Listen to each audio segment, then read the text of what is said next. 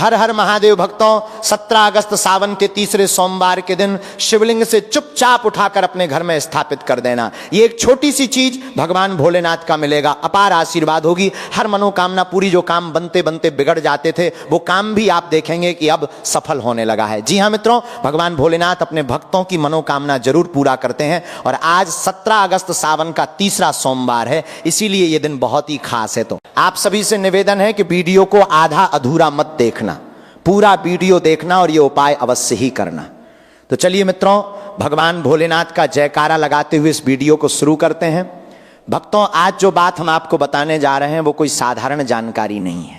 ये वो गुप्त रहस्य है जिसे बहुत ही कम साधक जानते हैं, और जो साधक इसे जान भी लेते हैं वे इसे किसी को बताते नहीं, क्योंकि ये उनकी अपनी सिद्धि का हिस्सा बन जाता है। लेकिन आज हम ये रहस्य आपके साथ वास्तु धर्म चैनल पर खोल कर रखने जा रहे हैं, क्योंकि भगवान भोलेनाथ किसी को भी अपनी कृपा से वंचित नहीं रखना चाहते। बस शर्त इतनी है कि आप इस रहस्य को सही ढंग से पूरी श्रद्धा के साथ अपने जीवन में उतारें। सावन का महीना चल रहा है और सावन के सोमवार का जो महत्व शास्त्रों में बताया गया है वो किसी और दिन का नहीं बताया गया। ये वो दिन है जब भगवान शिव धरती के सबसे करीब आते हैं।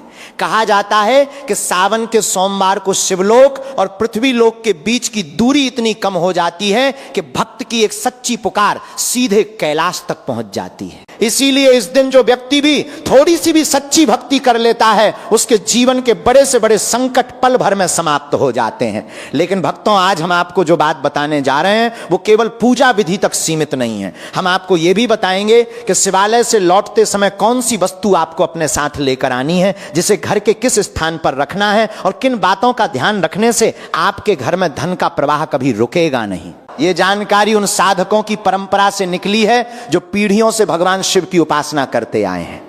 इसे ध्यान से अंत तक सुनिएगा, क्योंकि बीच में जानकारी छूट जाने पर पूजा अधूरी रह सकती है। इससे पहले कि हम आगे बढ़ें, अगर आपके मन में भगवान भोलेनाथ के प्रति थोड़ी भी श्रद्धा जगी हो तो कमेंट में हर हर महादेव जरूर लिख दीजिए।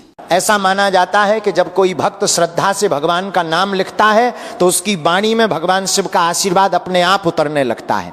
सबसे पहले यह समझ लीजिए कि सावन का महीना क्यों इतना विशेष माना गया है। पौराणिक कथाओं के अनुसार समुद्र मंथन के समय जो विष निकला था उसे भगवान शिव ने अपने कंठ में धारण किया था।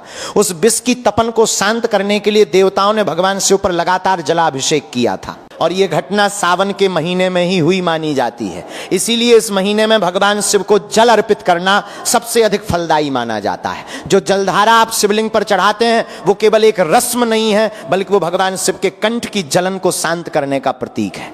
और जो भक्त इस भाव के साथ जल अर्पित करता है, भगवान शिव उसके जीवन की जलन, उसकी पीड़ा, उसकी दुख भी उसी तरह शांत कर देते हैं। अब बात करते हैं उस गुप्त प्रक्रिया की जिसके बारे में आज हम आपको बताने वाले हैं। ध्यान रखिएगा, ये प्रक्रिया 2 भागों में है। पहला भाग है कि मंदिर जाते समय आपको क्या क्या साथ लेके जाना है, और दूसरा भाग है कि मंदिर से लौटते समय क्या क्या साथ लेके आना है। दोनों भाग एक दूसरे से जुड़े हुए हैं, और अगर आपने इनमें से कोई भी हिस्सा छोड़ दिया तो पूजा का पूरा फल आपको नहीं मिलेगा। सबसे पहले बात करते हैं कि मंदिर जाते समय आपको क्या लेकर जाना चाहिए। पहली चीज है जल।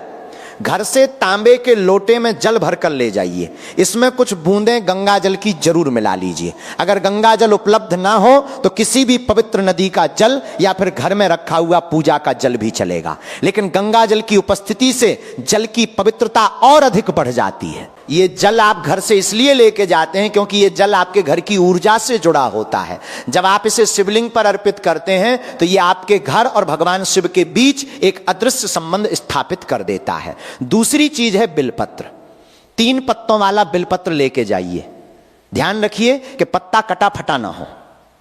कहा जाता है कि जो भक्त संपूर्ण अखंडित बिलपत्र भगवान शिव को अर्पित करता है उसके जीवन में भी संपूर्णता आती है, उसका कोई भी काम अधूरा नहीं रहता।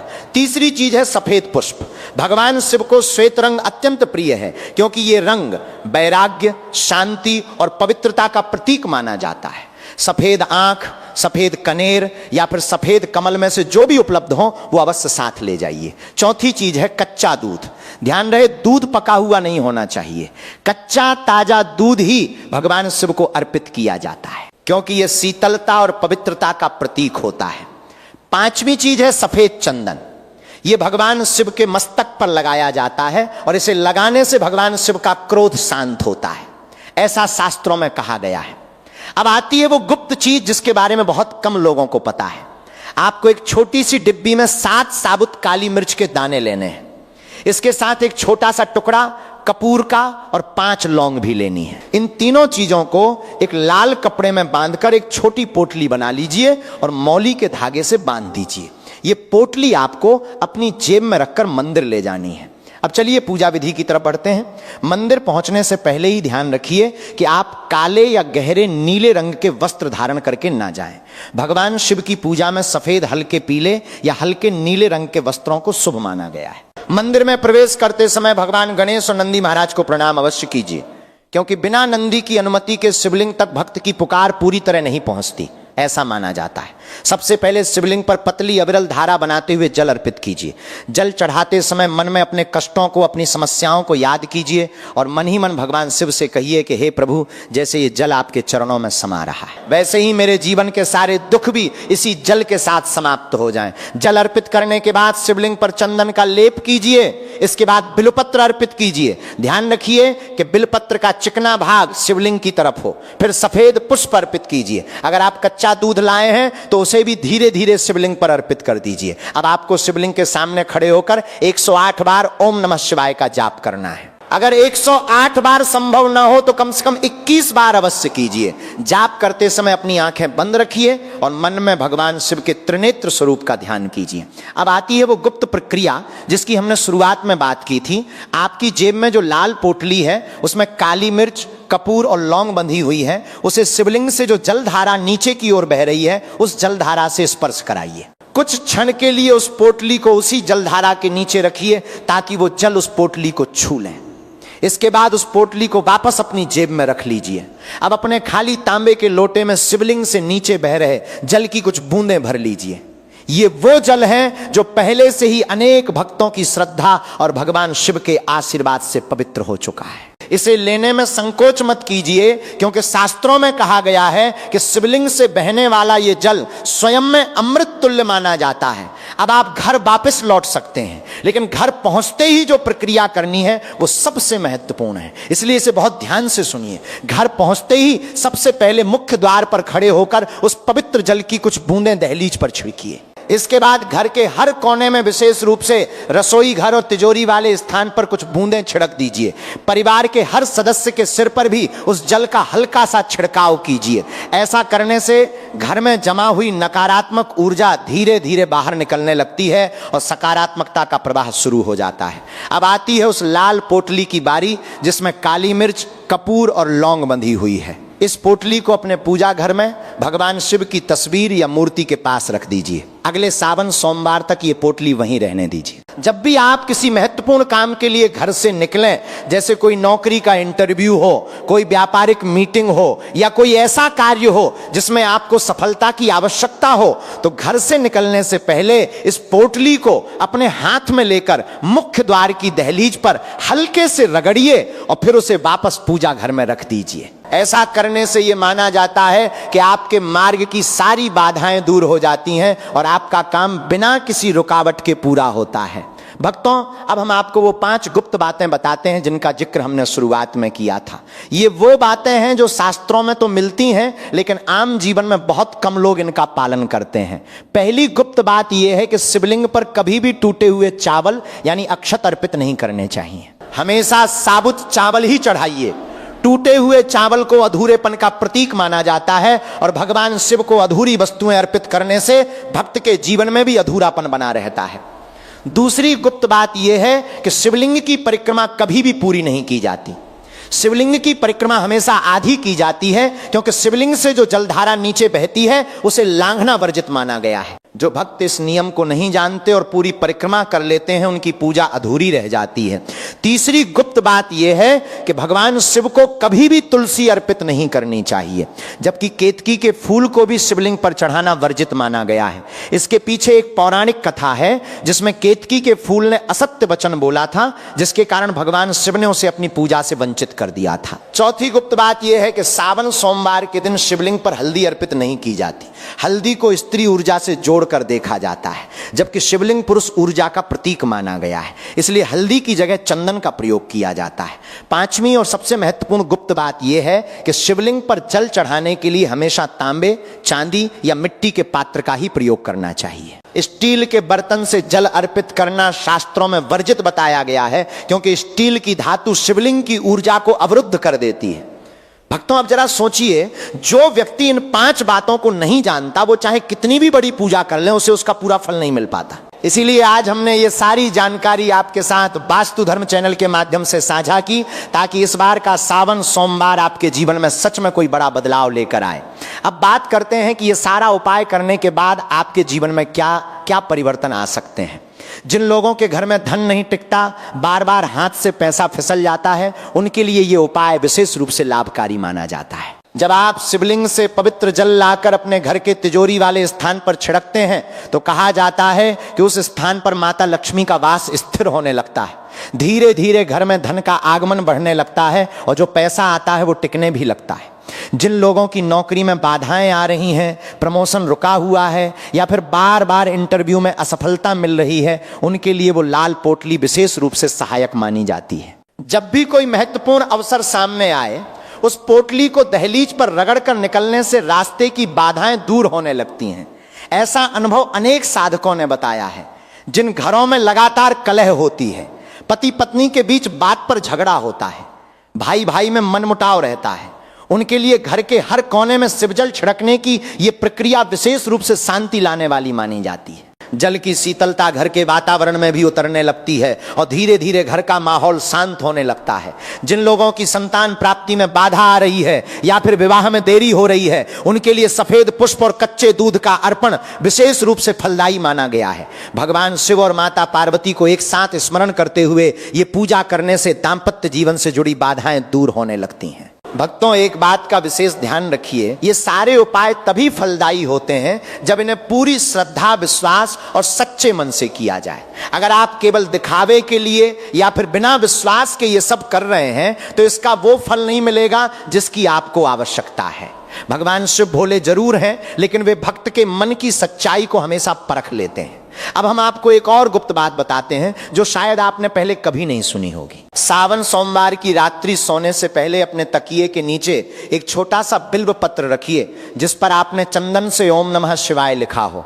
कहा जाता है कि जो व्यक्ति इस बिलपत्र को अपने तकिए के नीचे रखकर सोता है, उसे स्वप्न में भी भगवान शिव के दर्शन का सौभाग्य प्राप्त हो सकता है और उसके मन की जो भी उलझने हैं वे धीरे धीरे सुलझने लगती हैं। सुबह उठकर उस बिलपत्र को किसी शिव मंदिर में या फिर किसी पवित्र वृक्ष के नीचे श्रद्धा से रखा आना चाहिए। भक्तों, एक और महत्वपूर्ण बात, अगर आपके घर में पहले से शिवलिंग स्थापित है तो उसे कभी भी अकेला मत छोड़िए। शिवलिंग के साथ हमेशा एक जलहरी रखिए और नियमित रूप से उसमें जल चढ़ाते रहिए।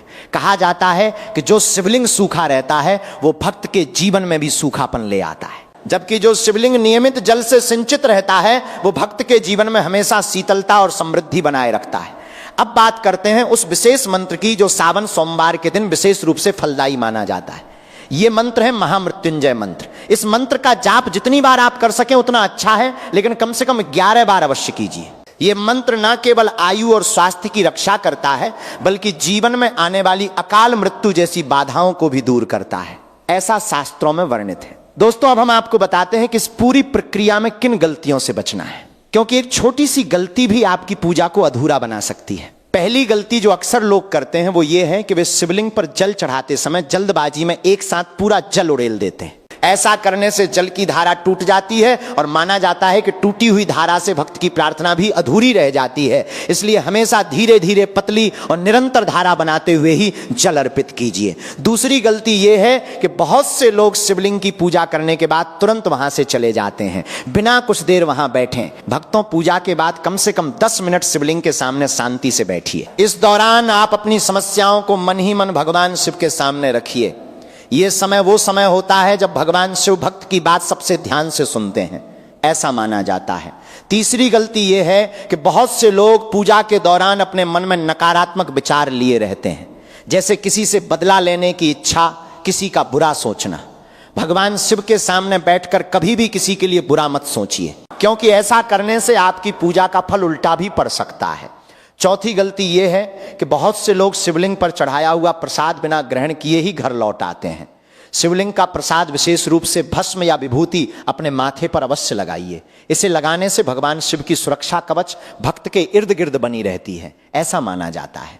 भक्तों, इससे पहले कि हम आगे बढ़ें, एक बात और स्पष्ट कर देना चाहते हैं। बहुत से लोग ये सोचते हैं कि अगर उनके घर में शिवलिंग है तो उन्हें मंदिर जाने की आवश्यकता नहीं, लेकिन शास्त्रों के अनुसार मंदिर के शिवलिंग की ऊर्जा और घर के शिवलिंग की ऊर्जा में बहुत बड़ा अंतर होता है। मंदिर का शिवलिंग वर्षों, कई बार, सदियों से निरंतर पूजा, अभिषेक और मंत्रोच्चार से सिद्ध होता है, जबकि घर का शिवलिंग नया स्थापित होने के कारण उतनी ऊर्जा से परिपूर्ण नहीं होता। इसीलिए सावन सोमवार जैसे विशेष अवसर पर मंदिर जाकर पूजा करना ही सर्वाधिक फलदायी माना गया है। घर पर पूजा करना भी अच्छा है, नियमित रूप से करते रहिए, लेकिन सावन के सोमवार को कम से कम एक बार मंदिर अवश्य जाइए। एक और बात जो भक्तों के मन में अक्सर उठती है वो ये कि क्या महिलाएं भी इस विधि का पालन कर सकती हैं? भक्तों, भगवान शिव की पूजा में स्त्री और पुरुष का कोई भेद नहीं माना गया। माता पार्वती स्वयं भगवान शिव की सबसे बड़ी उपासिका मानी जाती हैं, इसलिए महिलाएं भी पूरी श्रद्धा के साथ ये विधि अपना सकती हैं। बस इतना ध्यान रखिए कि शिवलिंग का स्पर्श करने से जुड़े जो पारंपरिक नियम हैं उनका पालन श्रद्धा और मर्यादा के साथ किया जाए। भक्तों, अब हम आपको एक और बहुत गुप्त उपाय बताते हैं जो विशेष रूप से उन लोगों के लिए है जिनके ऊपर किसी प्रकार की नजर या बाधा का असर हो रहा है। सावन सोमवार के दिन शिवलिंग से लाए हुए उसी जल में 7 काली मिर्च के दाने मिला लीजिए और इस जल से घर के मुख्य द्वार के दोनों तरफ छिड़काव कीजिए। इसके बाद इसी जल की कुछ बूंदें अपने और अपने परिवार के माथे पर लगाइए। यह उपाय बुरी नजर और नकारात्मक ऊर्जा से रक्षा करने वाला माना जाता है। दोस्तों, अब बात करते हैं भांग और धतूरे की, जिसका जिक्र हमने शुरुआत में किया था। पौराणिक कथाओं के अनुसार जब भगवान शिव ने समुद्र मंथन से निकला विष अपने कंठ में धारण किया तो उनके शरीर में जो तपन उत्पन्न हुई उसे शांत करने के लिए देवताओं ने उन्हें भांग और धतूरा अर्पित किया था। तभी से ये परंपरा चली आ रही है कि सावन सोमवार के दिन भगवान शिव को भांग और धतूरा अर्पित किया जाता है। अगर आप ये अर्पित करना चाहते हैं तो इसे बहुत ही सीमित मात्रा में केवल प्रतीकात्मक रूप में अर्पित कीजिए और इसे कभी भी स्वयं ग्रहण मत कीजिए, क्योंकि ये भगवान शिव के लिए है, भक्तों के सेवन के लिए नहीं। अब हम आपको डमरू और त्रिशूल से जुड़ी एक विशेष जानकारी देते हैं। भगवान शिव का डमरू सृष्टि की उत्पत्ति और लय का प्रतीक माना जाता है। जो भक्त अपने घर में छोटा सा चांदी या तांबे का डमरू रखते हैं और उसे नियमित रूप से भगवान शिव के सामने बजाते हैं, उनके घर से नकारात्मक ऊर्जा तेजी से बाहर निकलती है, ऐसा माना जाता है। वहीं त्रिशूल को घर की सुरक्षा का प्रतीक माना जाता है। जिन घरों में वास्तु दोष हो वहां भगवान शिव का त्रिशूल मुख्य द्वार के ऊपर लगाने से दोष का प्रभाव कम होता है। भक्तों, अब हम इस पूरे उपाय का सार आपके सामने रखते हैं ताकि आप इसे आसानी से याद रख सकें। सावन सोमवार के दिन घर से जल, बिलपत्र, सफेद पुष्प, कच्चा दूध, सफेद चंदन और वो विशेष लाल पोटली लेकर मंदिर जाइए। शिवलिंग पर विधि पूर्वक पूजा कीजिए। 108 बार ओम नमः शिवाय का जाप कीजिए। उस लाल पोटली को शिव जल से स्पर्श कराइए और शिवलिंग से बहता हुआ पवित्र जल अपने साथ लेकर आइए। घर पहुंचकर उस जल को पूरे घर में परिवार के सदस्यों पर और मुख्य द्वार पर छिड़किए। लाल पोटली को पूजा घर में रखिए और जब भी किसी महत्वपूर्ण काम के लिए निकलें उसे दहलीज पर रगड़ कर निकलिए। ये पूरी प्रक्रिया अगर आप श्रद्धा और विश्वास के साथ करते हैं तो कहा जाता है कि आपके जीवन की दिशा वाकई बदलने लगती है। जो लोग बरसों से किसी न किसी समस्या से जूझ रहे हैं, चाहे वो धन की कमी हो, नौकरी की बाधा हो, स्वास्थ्य की समस्या हो या फिर पारिवारिक कलह हो, उनके लिए ये उपाय एक नई शुरुआत का माध्यम बन सकता है। भक्तों, एक आखिरी और बहुत महत्वपूर्ण बात, इस सारी पूजा और उपाय के साथ साथ अपने कर्मों को भी शुद्ध रखिए। भगवान शिव केवल पूजा से प्रसन्न नहीं होते, वे भक्त के आचरण से भी प्रसन्न होते हैं। अगर आप पूजा तो कर रहे हैं लेकिन अपने जीवन में झूठ, छल, किसी का अहित सोचना जारी रखे हुए हैं तो पूजा का फल अधूरा ही रहेगा। इसलिए सावन सोमवार से एक संकल्प लीजिए कि आप अपने आचरण में भी सुधार लाएंगे, अपने परिवार के साथ प्रेम से रहेंगे, जरूरतमंदों की सहायता करेंगे और सच्चाई के मार्ग पर चलेंगे। अंत में भगवान भोलेनाथ से यही प्रार्थना है कि जो भी भक्त इस विधि को श्रद्धा से अपनाए उसके जीवन के सारे कष्ट दूर हों, उसके घर में सुख समृद्धि का वास हो, उसकी हर मनोकामना पूर्ण हो और उसके जीवन में भगवान शिव का आशीर्वाद हमेशा बना रहा है। भक्तों, अब हम आपको कुछ ऐसे अनुभव बताते हैं जो साधकों की परंपरा से चले आ रहे हैं। एक वृद्ध साधक ने एक बार बताया था कि बरसों पहले उनके परिवार पर आर्थिक संकट का ऐसा दौर आया था कि घर का चूल्हा जलना भी मुश्किल हो गया था। किसी परिचित ने उन्हें यही विधि बताई थी और उन्होंने पूरी श्रद्धा से सावन के हर सोमवार को यह उपाय किया। कहते हैं कि कुछ ही महीनों में उनके जीवन की दिशा बदलने लगी। ये कोई चमत्कार की कहानी नहीं बल्कि विश्वास और श्रद्धा की शक्ति का उदाहरण है। जब मनुष्य पूरी सच्चाई से भगवान की शरण में जाता है तो उसके भीतर भी वो साहस और बुद्धि जागृत होती है जिससे वो अपनी परिस्थितियों को बदलने में सक्षम हो पाता है। अब भक्तों, हम आपको बताते हैं कि सावन सोमवार के व्रत का पालन किस प्रकार करना चाहिए। जो लोग निर्जल व्रत रखने में सक्षम हैं वे निर्जल व्रत रख सकते हैं, लेकिन यह हर किसी के लिए आवश्यक नहीं। जिनका स्वास्थ्य अनुमति न दे वे फलाहार करके भी व्रत रख सकते हैं। व्रत के दिन नमक का सेवन न करना विशेष रूप से शुभ माना जाता है। इसके स्थान पर सेंधा नमक का प्रयोग कीजिए। व्रत के दौरान मन को शांत रखिए, किसी से वाद विवाद मत कीजिए और जितना हो सके भगवान शिव के नाम का जाप करते रहिए। एक और गुप्त बात जो हम आपको बताना चाहते हैं वो ये है कि सावन सोमवार के दिन शिवलिंग पर जल चढ़ाने का सबसे शुभ समय प्रातः काल का ब्रह्म मुहूर्त माना जाता है, यानी सूर्योदय से लगभग 1.5 घंटे पहले का समय। अगर आप इस समय पूजा नहीं कर सकते तो प्रातः सूर्योदय के बाद का समय भी उत्तम माना जाता है। दोपहर के समय शिवलिंग की पूजा वर्जित मानी गई है क्योंकि इस समय को भगवान शिव के विश्राम का समय माना जाता है। भक्तों, अब हम आपको बताते हैं कि किस प्रकार भगवान शिव के विभिन्न स्वरूपों की पूजा से अलग अलग फल प्राप्त होते हैं।